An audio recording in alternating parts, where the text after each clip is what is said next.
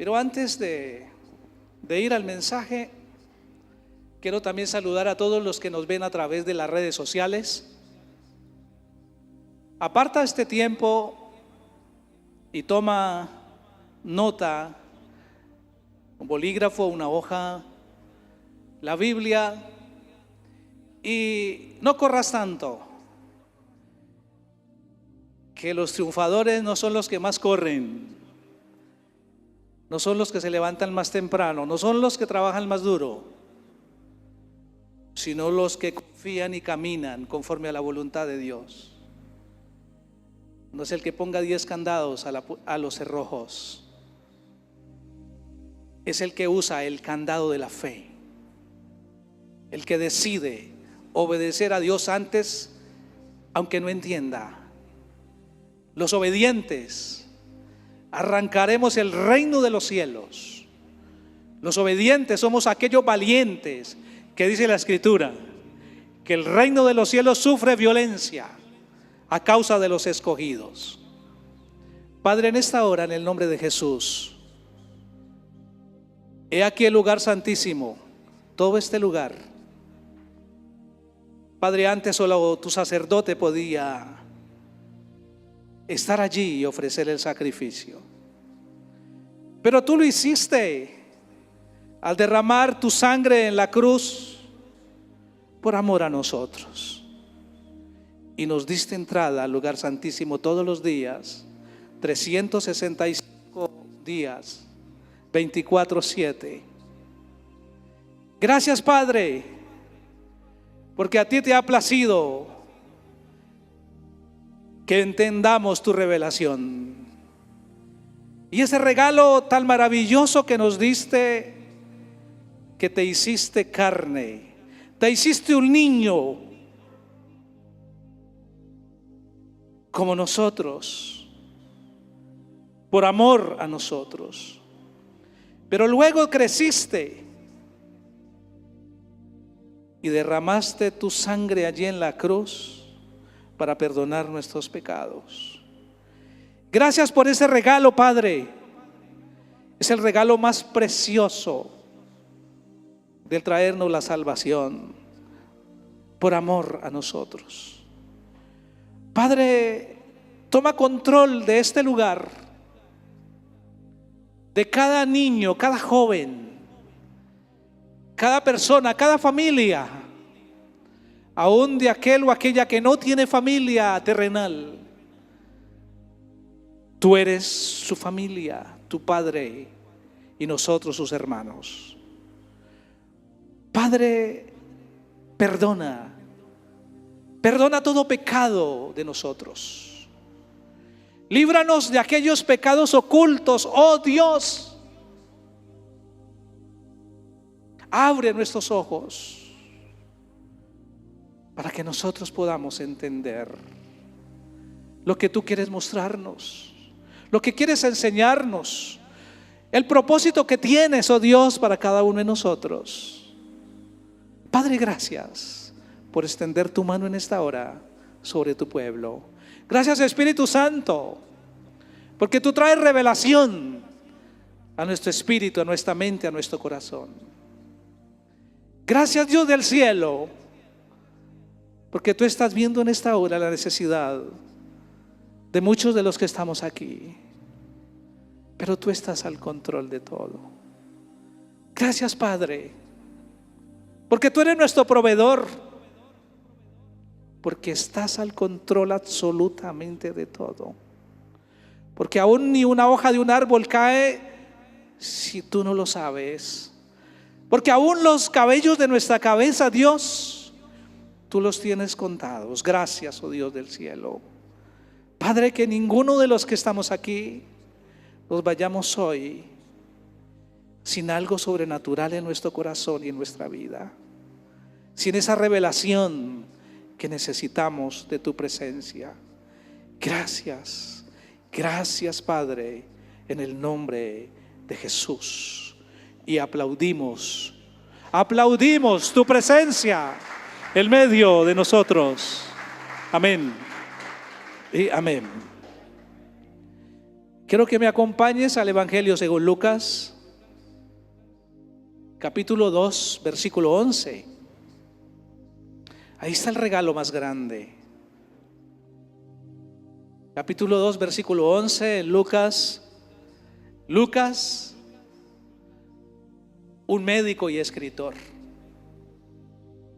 Lucas, sobre todo, un hombre fiel y obediente a Dios y su palabra. Lucas capítulo 2, versículo 11. Dice él: que os ha nacido hoy en la ciudad de David un Salvador, que es Cristo el Señor. Es Cristo el Señor. En este tiempo de Navidad, Navidad significa natividad, comienzo, nacimiento. Y la Navidad es un tiempo de muchas carreras, de muchas visitas. La Navidad es un tiempo para muchos la mayor diversión que tienen en el año, pero dista mucho del valor y el significado espiritual que tiene el nacimiento de Jesús. Y quiero leerte como una síntesis de lo que la Navidad ha sido a través de la historia. Porque la Navidad como celebración no empezó con Jesucristo. La Navidad fue un concepto cultural a través de los tiempos en que se empezó a celebrar. De hecho, el pueblo judío no celebraba los cumpleaños.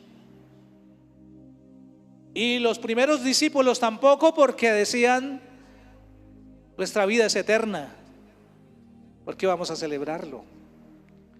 Pero a través del tiempo se fue dando. Cuando éramos niños, los que ya somos mayores, me acuerdo allá en la finca, el diciembre era maravilloso porque había que ir al bosque, traer musgo.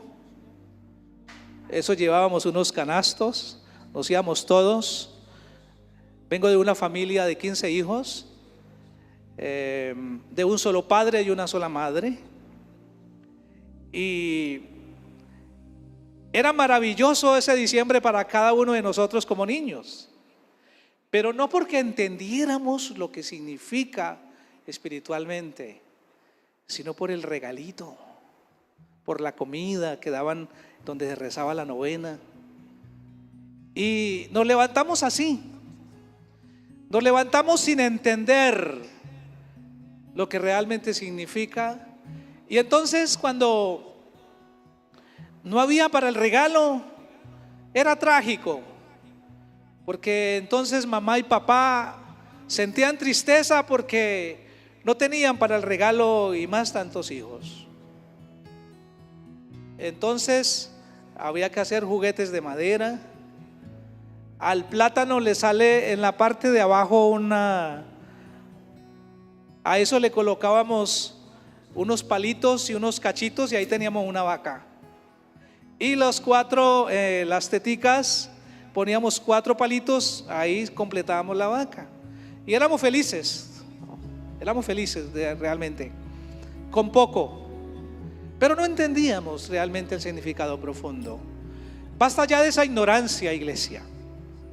Enseñémosle a los niños desde pequeños el significado profundo de lo que significa el nacimiento de Jesucristo. Que en esta Navidad es el nacimiento de Él en nuestro corazón. Por algo en Apocalipsis 3:19 dice: he aquí, yo estoy a la puerta y llamo. Si alguien oye mi voz y abre, yo entraré y cenaré con él y él conmigo. Y al que venciere, le daré que se siente conmigo a la diestra de mi Padre, como yo he vencido. Desde niños podemos enseñar esta verdad, de que en cada diciembre, como familia, tengamos claro que por encima del folgorio está la espiritualidad del mejor regalo que Dios nos ha dado al entregar a su Hijo y nacer en un pesebre a través de María, en un hogar con necesidades. No lo esperaban de esa manera. La sociedad esperaba a un rey más fuerte y más grande que David o que Salomón. Por ello, al morir en la cruz y resucitar, es el segundo regalo más grande. Y al resucitar, ¿dónde estaban ellos? Estaban encerrados y con miedo. Nunca entendieron. Comían con el maestro, dormían con el maestro, andaban con el maestro, pero nunca entendieron lo profundo de la espiritualidad, de que ese Jesús no era el rey David, no era Salomón, era el rey de reyes y señor de señores. Era Dios hecho hombre, que nació entre nosotros para mostrarnos el camino que sí vale, el camino eterno, ya que mientras vivamos en este mundo terrenal es muy efímero. Yo digo, somos un paréntesis en medio de lo eterno, la vida terrenal que tengamos. Es muy pequeñita. Pablo lo entendía. Por eso el apóstol Pablo podría entender: para mí el vivir es en Cristo, el morir es ganancia. O sea, que muera o viva, estoy bien, ¿verdad? Entonces vamos a enseñarle a nuestros niños el valor, y vamos a aprovechar esta Navidad para que nos reunamos en familia y amigos, pero que saquemos un tiempo para la palabra, saquemos un tiempo para la reflexión, que saquemos un tiempo para el perdón de unos con otros. Hijos que no se hablan entre ellos, padres que no pueden sentarse a conversar con sus hijos porque es con 2 piedras en la mano cada uno. Padres y hijos que se recriminan unos a otros. ¿Dónde está el amor de Dios? Pues bien, eso es la Navidad. Entender que Cristo está naciendo en nuestros corazones. Y cuando Él nace en nuestros corazones, hay felicidad. Ahí dice, en ese capítulo 2 de Lucas, que Él trajo buenas nuevas de gozo. Hoy reflexioné un poco sobre las buenas nuevas de gozo. Y cuando dice en Filipenses 4:6, por nada estéis angustiados, sean conocidas vuestras peticiones delante de Dios con oración, ruego y acción de gracias. A veces se nos olvida las gracias. Debemos ser hombres y mujeres y niños y jóvenes con corazones agradecidos. El solo hecho de respirar, de haber puesto un pie cuando te levantaste de la cama, o si no se tiene una cama, por lo menos la estera o el colchón de algodón o de paja en que estemos durmiendo. Hay que ser agradecidos con lo que hoy tenemos, para que entendamos cómo el apóstol Pablo pudo entender y no enseñarnos que sé vivir en lo mucho y en lo poco, y por todo estoy acostumbrado.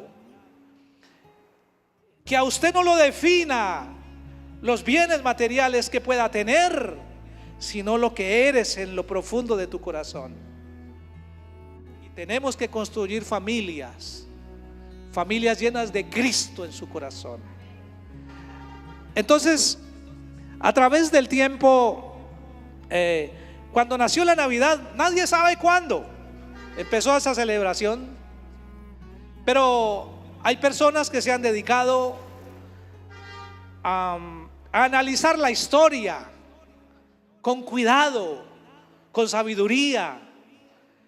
Y quiero leerles algo. Esto lo preparó un hombre que se llama Les Thompson. Él es director de la Facultad Latinoamericana de Estudios Teológicos con sede en Miami. Y me llamó la atención la seriedad del documento. Y por eso yo quiero leerle esto, como dice allí en el versículo 1 del capítulo 2 de Lucas. Aconteció en aquellos días que se promulgó un edicto de parte de Augusto César, que todo el mundo fuese empadronado.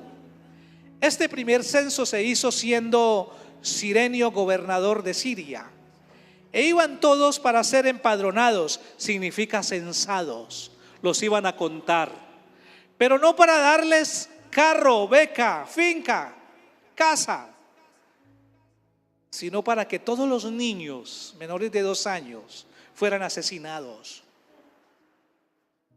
Había la malicia, la maldad oculta. Este primer censo se hizo siendo Cirenio gobernador de Siria, e iban todos para ser empadronados, cada uno a su ciudad. Y José subió de Galilea, de la ciudad de Nazaret, a Judea, a la ciudad de David, que se llama Belén, por cuanto era de la casa y familia de David. Aquella iglesia todavía existe. Ahí en Belén hay un muro que hay entre Israel y Palestina. Allí hay una estación de seguridad y ahí nos piden documentación para llegar a Belén, que todavía existe, donde nació el Salvador del mundo, Jesucristo el Señor, para ser empadronado con María su mujer, desposada con él, la cual estaba encinta. Y aconteció que estando ellos allí, se cumplieron los días de su alumbramiento. Dio a luz a su hijo primogénito y lo envolvió en pañales y lo acostó en un pesebre. Pesebre significa un establo, allí el lugar donde se coloca el pasto para el ganado, las ovejas, los asnos, los camellos, allí en un pesebre, porque no había lugar para ellos en el mesón.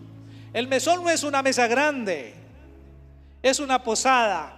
Es un lugar donde quedarse a pernoctar en el pueblo, una casa para darle alojamiento. Pero no lo había, estaba lleno porque estaban en festividades. Pero no había otro lugar que allí en el establo. Y allí nació el Salvador del mundo. ¿Sabe? Dejemos todo orgullo. Trabajemos con eso. Echemos afuera todo orgullo de nuestra vida, toda arrogancia, toda prepotencia, y miremos como iguales a todo el otro ser humano. El que lustra las botas, el que pide en el semáforo, el que se denomina habitante de calle. Podemos mirar con los ojos de Jesús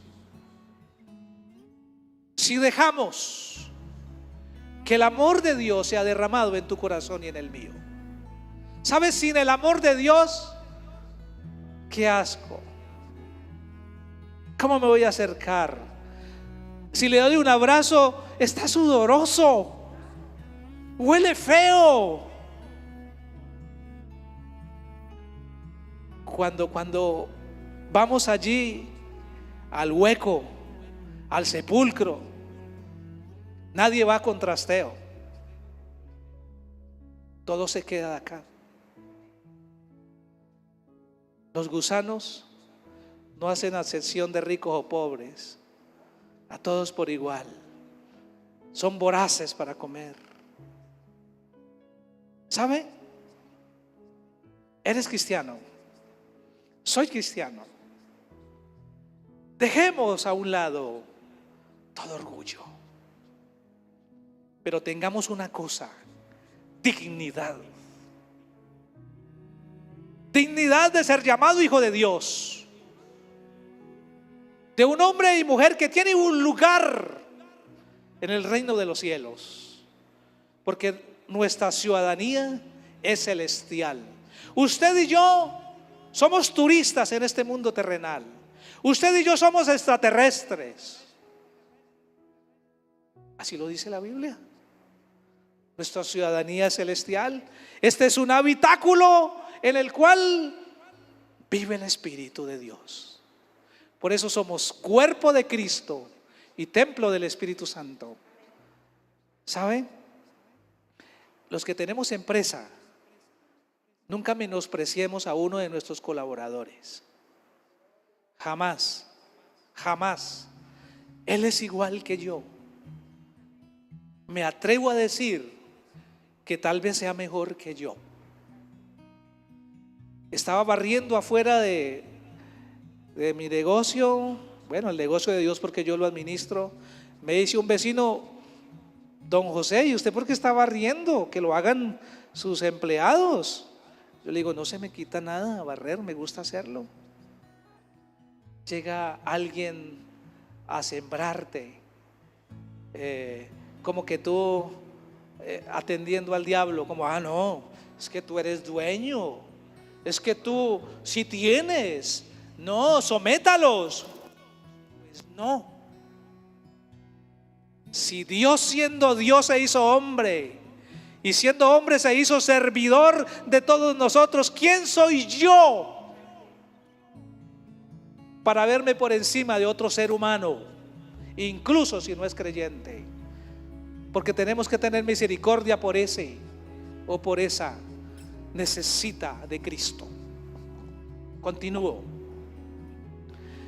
Esta enseñanza que estoy compartiendo es como un consejo de vida. Ya no soy un muchachito, y he tenido a lo largo de la vida que llorar, que reír. Me han pellizcado, me han pisado, me han calumniado, me han robado, me han puesto arma en la cabeza como 2 o 3 veces. No salí corriendo,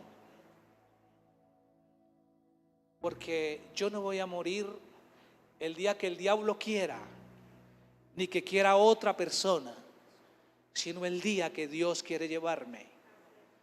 Por eso, si no es el día, aunque te pongas, y si es el día, aunque te quites, todo tiene su tiempo. Pero uno siente en su corazón, es lo que he investigado de la gente, cuándo se va a ir. Ese día las personas fueron más amables que nunca. Esos días hicieron ciertas cosas. Cuando eso suceda, ponga cuidado. Mira, esta lectura que hice allí de el 2º capítulo de Judas, les continúo leyendo para el origen de la Navidad. Perfecta la síntesis de Lucas al describir el nacimiento de Jesucristo. Cristo significa ungido. Jesús el hombre, Cristo ungido. Cristo, Jesús el ungido. Pero Cristo es Dios. No lo dudes. Jesucristo es Dios. Él, en el principio era el Verbo, y el Verbo estaba con Él, y el Verbo era Dios. y todo fue creado por Él y para Él. Él no es una creación. El Cristo en el que creemos es el Padre.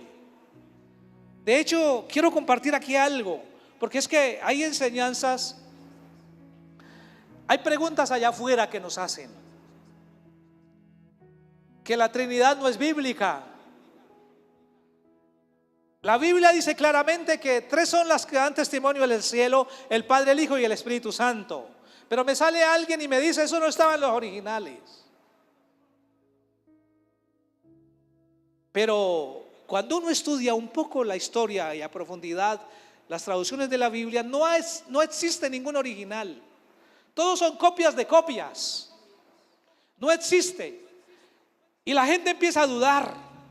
Pero cuando a la gente le dice que en 1492 llegó aquí a América Cristóbal Colón, la gente no lo duda, lo va creyendo. Es la Biblia, el libro más investigado que hay en el mundo. Y cada vez que lo investigan, más tienen que entender que la Biblia sigue siendo vigente y ciertísima. Los historiadores lo confirman, los arqueólogos, los paleontólogos, los sociólogos lo confirman, que existió un tal llamado Jesús y que Él trastornó el siglo I. Ahí empezó el nuevo calendario que tenemos hoy. ¿Quién sino Dios? Jesucristo. Por eso tu fe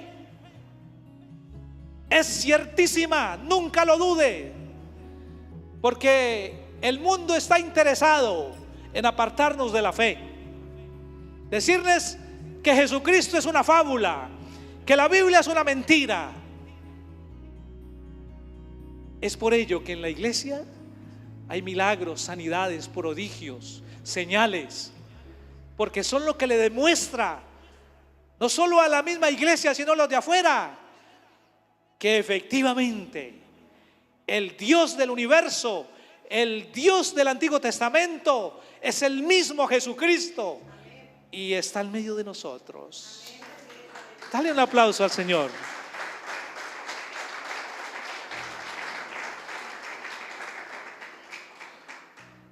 Lucas es rigurosamente histórico. Nos ofrece nombres, cargos de los gobernantes de su tiempo y lugares. Lo que ya no es tan cierto es toda la leyenda que se ha tejido alrededor de aquel hecho histórico que conocemos con el nombre de Navidad. Hace algunos años, el propio Juan Pablo II reconoció que la fecha del 25 de diciembre era convencional, o sea, fue colocada un día, que se eligió para sustituir la fiesta pagana del Natalis Solis Invicti. Significa la fiesta del sol. La fiesta del sol la hacían el 25 de diciembre los romanos. Los romanos lo hacían. Entre las prohibiciones que practicaban los cristianos primitivos estaba la de no celebrar los cumpleaños, pues por ser salvos eran eternos.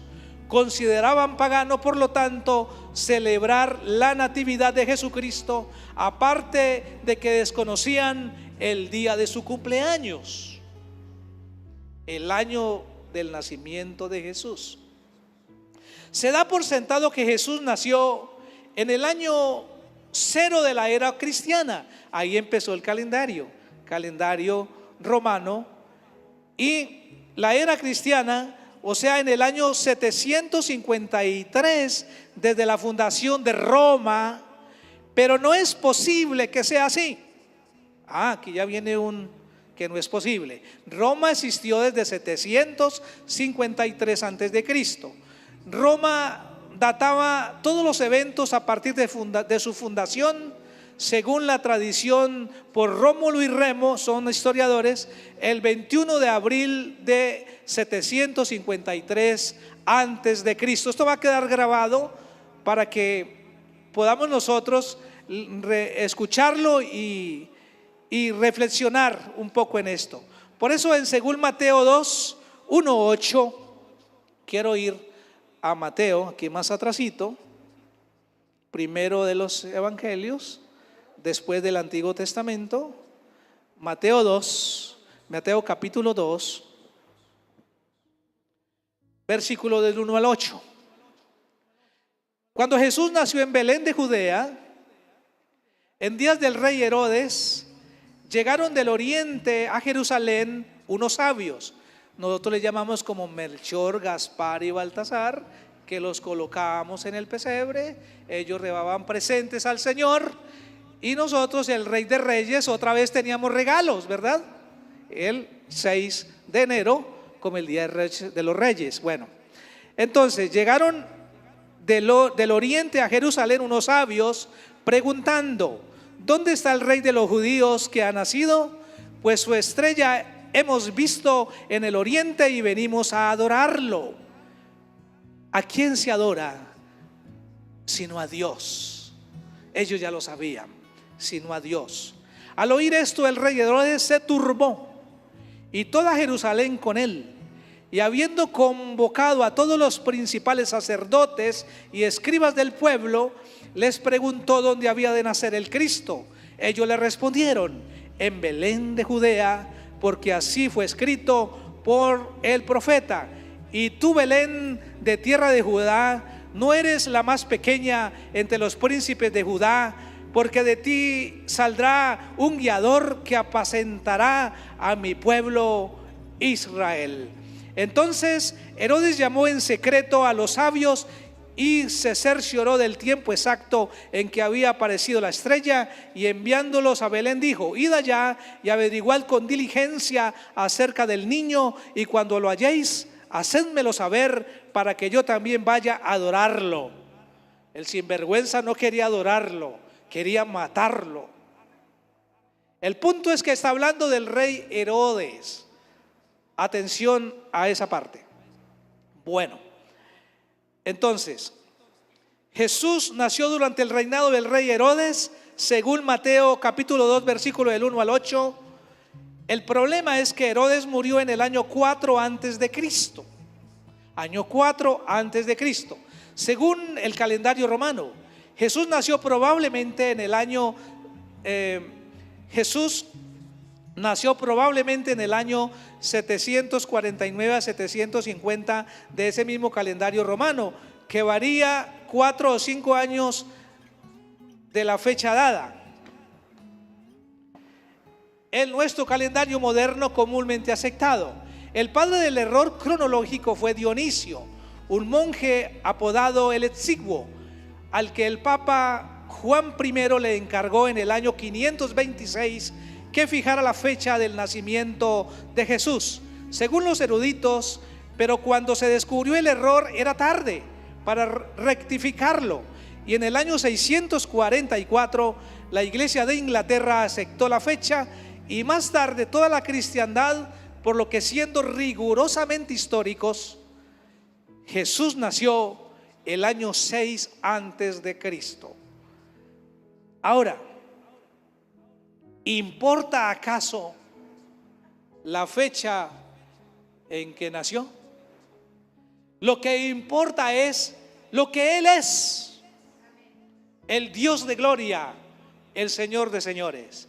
Este servidor aparece en la cédula con una fecha diferente. Nací el 14 de febrero y en mi cédula está el 15 de marzo. ¿Ves? Importa la fecha, importa que este servidor nació. Así es, que este servidor nació. O sea que si alguien quiere el cumpleaños, a veces ahí me llaman las dos veces.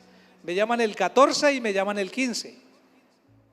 Porque como ese es el que aparece en la documentación, entonces me llaman a saludarme ese día, y para no dar explicación, recibo entonces las felicitaciones. Bueno, el cumpleaños de Jesús. Acuérdense, cuando ustedes les digan: pero es que Él no nació el 25 de diciembre, usted le va a decir: pero sí nació. Eso es lo que a mí me interesa. Eso es lo que para mí importa. que sí nació. ¿Qué son 4 o 5 años comparado con tantos siglos y miles de años? El hecho es que nació y aquí está en medio de nosotros. La Navidad dio pie a los cristianos de Occidente para establecer una fecha para celebrar el nacimiento de Jesús. Hay que entender los factores que los llevaron a escoger el 25 de diciembre. Para los antiguos germanos, o sea, los de Alemania y los romanos, el 25 de diciembre era el cumpleaños del dios Sol, el más importante de los dioses paganos. Ese era el día más celebrado y más festivo del año. Por siglos se había celebrado presentándose a toda clase de excesos.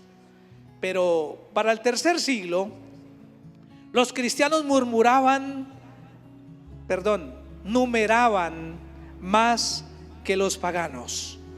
Además, apareció en escena el victorioso general Constantino en el año 274 al 337, que conquistó a Roma. Constantino vino a ser emperador de Roma en el año 300. Hasta ahí, los gobernadores que habían habido quemaban todavía vivos a los cristianos, destruían todos los originales de la Biblia que habían. Pero este hombre mandó a que se imprimieran, llamémoslo así, aunque no estaba la imprenta, se reescribieran Biblias y poderlas tener allí en Roma. El catolicismo como lo conocemos hoy nació con Constantino, pero la iglesia como tal, genuina de Jesucristo, nació con Jesucristo y sigue vigente. Ese remanente de hombres y mujeres creyentes de corazón están desde Jesús hasta este tiempo. Aunque en 1500 Martín Lutero, como el padre de la Reforma, yo me pregunto, ¿y qué reformó? Si la Iglesia Católica no cambió, antes colocó más tradiciones que no las enseña la Biblia. Lo que hizo fue hacer visible el remanente de cristianos genuinos. Y Martín Lutero, siendo sacerdote católico, pues salió de allí, como dice la escritura: huid de ahí, pueblo mío. Y él huyó de allí, de ese sistema religioso político, y entonces lo que hizo fue que saliera a la luz el remanente cristiano como lo tenemos hoy. Entonces, ahí con Constantino, ¿qué pasaba en Roma? Pues que ya los cristianos estaban aumentando tanto y para el gobierno les interesan los votantes. Y entonces cristianicemos a Roma. Y ahí entonces empezó a trabajar, a caminar el Estado y la religión de la mano. En el año 330 después de Cristo, por Constantino, que conquistó a Roma. La historia nos cuenta de su conversión ocurrida en las afueras de Roma en el 312, cuando tuvo la visión de una cruz sobrepuesta al sol y oyó la voz que le dijo: con este signo vencerás, y se convirtió así en el campeón del cristianismo. Y en el año 313, con el edicto de Milán, declaró el cristianismo como religión oficial del imperio. Pero el cristianismo católico, el cristianismo bíblico, está con el nacimiento de Jesucristo y sus discípulos. Estamos aprendiendo, ¿verdad? Estamos aprendiendo. No es de extrañarse, pues, que al cristianizarse el mundo, ellos procuraban cambiarle el énfasis a la ofensiva fiesta del dios Sol. Querían celebrar el cumpleaños de Jesús. No fue que adoptaron como suya la fiesta pagana. Lo que sí hicieron más bien fue quitársela a los paganos para convertirla en el día para celebrar el nacimiento de Jesús, que en verdad merecía toda la gloria y honor. Hasta había, por cierto, algo de precedente bíblico para hacerlo, pues el Malaquías había profetizado: mas a vosotros que teméis mi nombre, nacerá el sol de justicia, y en sus alas traerá la salvación. Eso lo dice en el Salmo 84:11, porque sol y escudo es Jehová Dios. Hay muchas otras cosas aquí que más adelante quiero, si tengo la oportunidad, de enseñárselas, porque nosotros tenemos que saber de todo un poquito, como los chet, o como las amas de casa, como los buenos cocineros, que emplean todo lo que hay allí y hacen maravillas, y hacen maravillas. Entonces, ¿qué importa? Que el pesebre, que el árbol, que las luces, que celebrar el cumpleaños. Lo que importa es que el año está terminando y que ese Jesús que se celebra el 24 amanecer 5 de diciembre de cada año esté los 365 días del año en nuestro corazón. Eso es lo que importa. Ahora, tenemos que ser cuidadosos. No hay lugar más perfecto para hablar de Cristo que en esta Navidad, o en los sepelios, en las funerarias, en los hospitales, en las cárceles. Porque cuando la persona está siendo presionada por las circunstancias de la vida, ahí está presto a escuchar de Dios. Y no pasa como un maestro que yo he tenido en teología, que se llama Gerardo de Ávila, un cubano. Y como en Cuba ha existido la revolución, que no es otra cosa que dictadura durante más de 70 años, entonces el que no estaba de acuerdo lo fusilaban. Entonces dice este pastor que fue allí a ese lugar para predicarle a aquellas personas, por lo menos le permitieron. Y una persona que iba a ser fusilada, él se acercó y entonces le preguntó que si necesitaba algo, y aquel hombre le dijo: necesito que venga el cura. El cura es el sacerdote, ¿oyó? Los que no saben. Entonces este pastor le dice: pero yo quiero hablarte algo de Cristo. ¿Usted me escucha? Yo: sí, dígame. Y entonces este pastor le habló de Cristo, le hizo la oración de fe, y cuando la terminó, entonces le dijo: bueno, voy y te traigo al cura. Y él dijo: no, ya no lo necesito, porque ya recibí a Cristo en mi corazón y entendí. Gracias. Ya recibí a Cristo en mi corazón y entendí. ¿Qué es esto? ¿Qué significa esto? Es la sencillez de Cristo para venir a nuestros corazones. Que no hay que estudiar teología, ni hacer cursos de hermenéutica y tantas cosas para orar por alguien o para mostrarle el plan de salvación. Tú lo puedes hacer, y no va a pasar esta Navidad con que ganemos a alguien para Cristo. No va a pasar. De manera pues que ese regalo que es Dios. ¿Qué hacemos con un regalo cuando nos gusta? Lo disfrutamos. Si es una joya, la usamos y la guardamos, ¿cierto? Y despierta agradecimiento en nuestro corazón.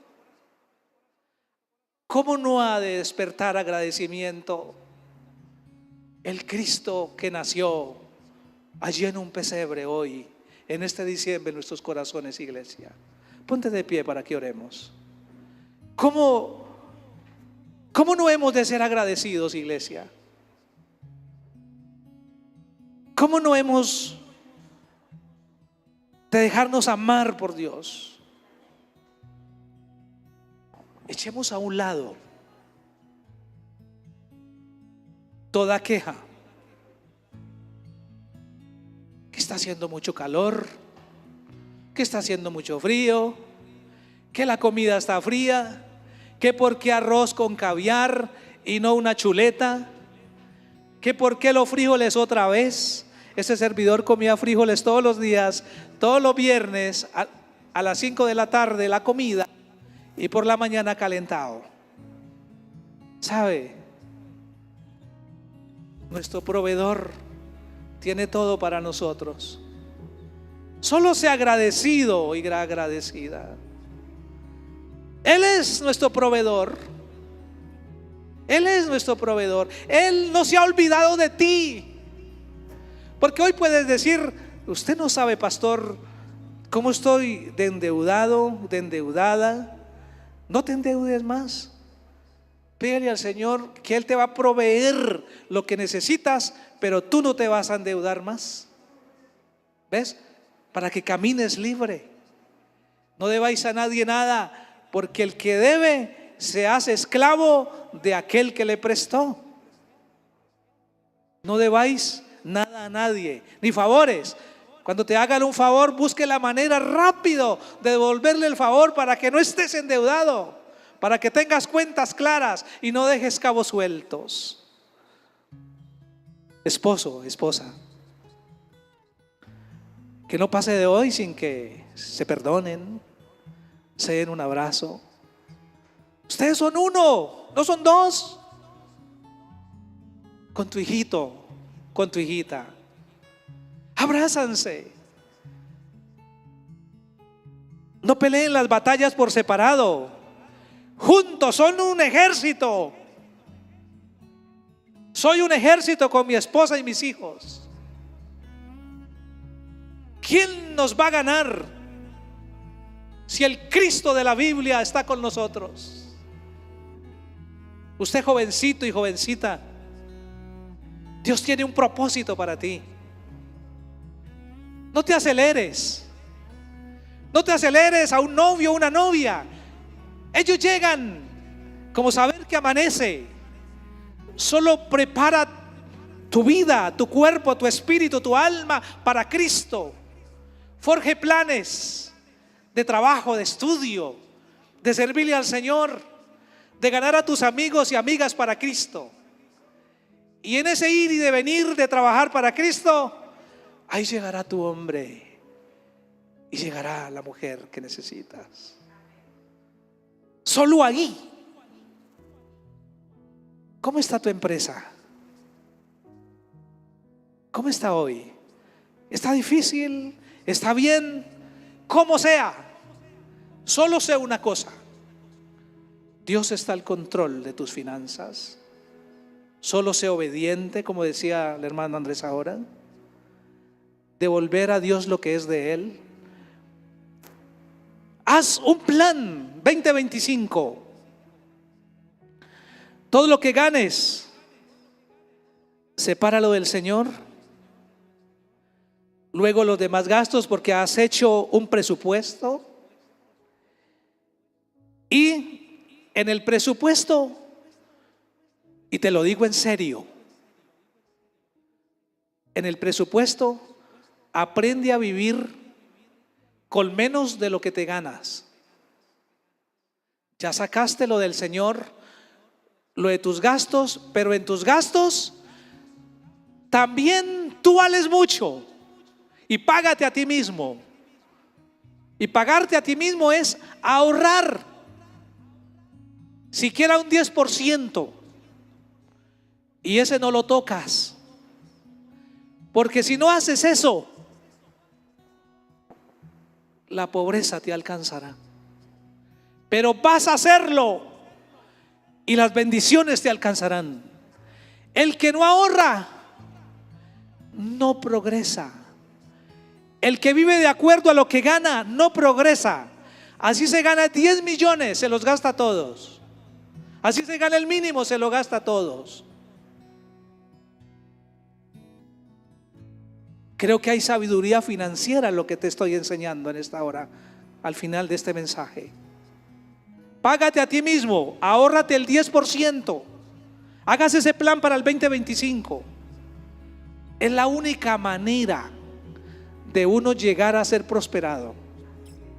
Porque eso que tú ahorras, luego vas comprando cosas y las vendes en algo más.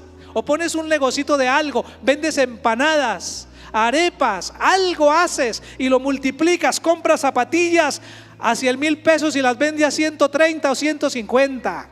Y esa semilla no te la gastas, la guardas. Y así va creciendo. Mi papá sembraba un grano de maíz y nacían varias mazorcas. Si su empresa está mal hoy y tus finanzas, no es culpa de Dios, es culpa de una mala mayordomía. Seamos sabios. Escríbelo hoy. Cuando llegue a tu casa, haz un presupuesto de lo que necesitas para pagar tus gastos. Lo que tú ganas, sepáralo de Dios, sepáralo de tus gastos, mete en los gastos ese 10% y con lo demás vives. Ya no vas a comprar lomo biche, compras lomo de cerdo. Con la libra de lomo biche te compras 3 libras de brazo de cerdo, y eso alimenta lo mismo. Y es más blandita la de cerdo, la digiere mejor el estómago. Bueno, ahí voy a terminar. Yo quiero verlos prosperados, iglesia. Pero son principios que hay que implementarlos. Lo digo porque yo lo hago. ¿Ustedes qué creen? Este hombre que está aquí, cuando se casó, tenía una bicicleta. Ese era mi dinero, ese era el patrimonio, y la bicicleta podía andar yo solo. Y me puse a hacer la cama con la que íbamos a utilizar. Yo mismo la fabriqué. Pero como no somos ya 2 sino 1, trabajamos en equipo y Dios nos fue prosperando. Y si ves a tu otra mitad, esposo o esposa, como la ayuda o el ayudo idóneo, porque de lo contrario no progresas, te detienes. Padre, yo te doy gracias en esta noche, porque tú eres el regalo más maravilloso que nos has dado, y el pesebre es nuestro corazón. Humildemente, Señor, colocamos nuestro corazón delante de ti como el pesebre. Vive en nuestro corazón, Señor Jesucristo. Vive, transfórmanos, haz de nosotros la persona que tú quieres. Haz de nosotros aquellos hombres y mujeres que andemos en sus caminos. Haz de nosotros hombres y mujeres que soñamos con cosas sobrenaturales, milagrosas, con señales y prodigios. Haz de nosotros hombres y mujeres conforme a tu carácter, oh Dios. Haz de nosotros, de nuestras familias, unas familias que se gozan en medio de la adversidad. Padre, tú nos trajiste buenas nuevas de gozo. Gozo en medio de la aflicción. Que aunque nos pellizquemos, digamos, si estoy en esta situación, ¿por qué me siento feliz? Y yo pueda decir, oh Dios, es porque tú vives en mi corazón. Padre, bendice cada ministerio de la iglesia, los pastores Julián y Liliana, su trabajo, su empresa, su ministerio, a cada miembro del grupo de alabanza, Dios de gloria, a sus familias. Bendícelas, prospéralas, oh Dios, dale sabiduría a cada miembro de la iglesia, a cada familia, a cada empresario, a cada trabajador. Oh Dios, dale el gozo de trabajar, dale el gozo de ser diligente, la sabiduría para multiplicar lo que pones en tus manos. Padre de la gloria, que no seamos como aquel siervo que recibió un talento y fue y lo enterró. Dios del cielo, que seamos como aquel que lo multiplicó, que lo triplicó. El de 2 talentos, el de 3 talentos, el de 5, el de 10, oh Dios, para que tú nos puedas decir: siervo fiel, sobre lo poco has sido fiel, sobre mucho te pondré. Gracias, Señor Jesucristo, por tu presencia en medio de nosotros. Amén y amén. Dale un aplauso al Señor. Bueno, yo creo que yo los despido de una vez en el nombre del Señor. Acuérdense que Dios no solamente habita en la iglesia, Él habita también en el baño de la casa, ¿verdad? Allá en mi cama, en la mesa, en la cocina, en la calle. Él va con nosotros. Él va ahí. Él no puede ser burlado. Y Él está ahí para levantarnos. No tengamos miedo. Vamos en el nombre de Jesús a ser más que vencedores. Amén. Dios les bendiga.